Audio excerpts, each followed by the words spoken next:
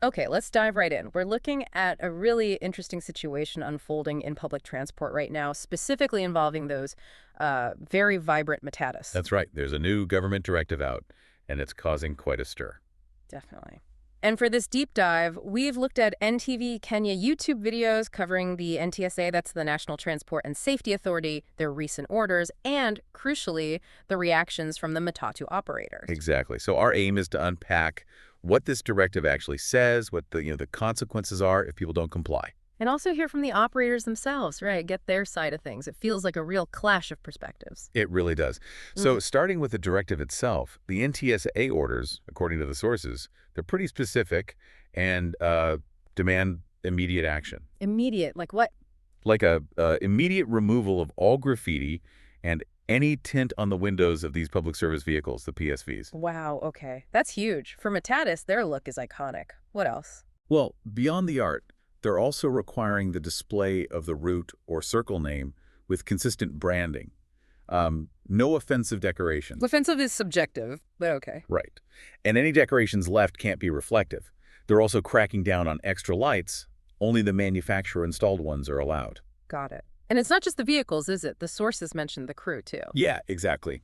Drivers and conductors need to wear official badges and uniforms. And interestingly, even the music, The music? they have to stick to a prescribed volume level. Okay, so it's quite comprehensive. Now, these aren't just suggestions, are they? The sources talked about penalties. Oh, definitely not suggestions. The NTSA notice spells out pretty severe consequences. We're talking vehicle impoundment, like straight away. Impounded. That's serious. And it gets worse.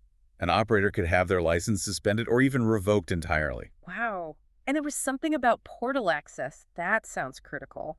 Absolutely crucial. Losing access to the NTA service portal is another penalty listed. That basically stops them from operating legally. It hits their ability to earn a living, directly. Yeah, that cuts deep. And one source did point out this kind of thing isn't exactly new, right? These crackdowns seem to cycle. That's true. They often pop up after periods where enforcement may be relaxed a bit, which might explain the strength of the reaction we're seeing now. Right. Let's get into that reaction. The videos show Matatu operators and leaders pushing back hard, Yeah, especially on the graffiti, very hard.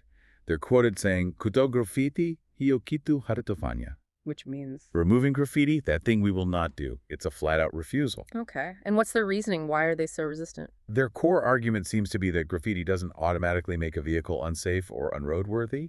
They feel singled out for having, well, nicely decorated vehicles. So they see it as penalizing style, essentially. Pretty much. And they frame it as part of Matatu culture. The art, the music, the whole vibe. They argue it's essential. There's a quote, something like, NTS Nikama Hawalewi Matatu culture. Meaning the NTSA just doesn't get it. Yeah. Juvitu kama hitso si de wenyuvi and the otunakua. Because these things, we ourselves are the ones who understand them. They feel it's their domain. They really dug into the music aspect too, didn't they? They did. They mentioned different passenger groups, young people needing music, Magenzi wanting their doba. Let's quickly clarify Magenzi and doba. The sources use the terms but don't define them. Usually Magenzi refers to workers, maybe construction workers, and do. Often slang for a beat, a rhythm, a certain style of music popular with specific crowds. Okay, so it's about catering to different tastes. Exactly. And they even mention women listening to gospel music in the mornings. It shows how integrated these elements are in their service, their identity. So instead of just removing the graffiti or turning down the music, what's their plan? Well, the sources say they'd rather talk, have a roundtable discussion.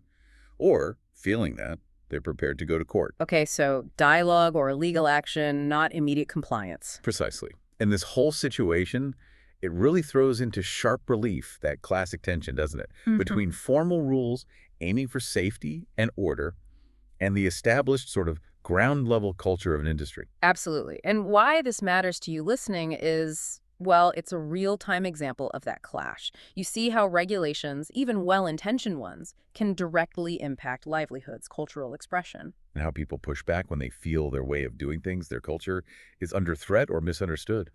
The sources lay out a clear conflict, a government authority issuing strict rules with big penalties. Meeting strong resistance from operators who see it as an attack on their identity and their business. It really makes you think, doesn't it? Who gets the final say on what public transport should look like, sound like, what is safe or orderly versus culturally significant? Exactly.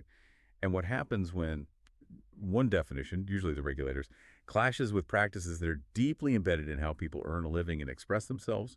What are those ripple effects? It's a fascinating question about how we manage public services and who shapes them.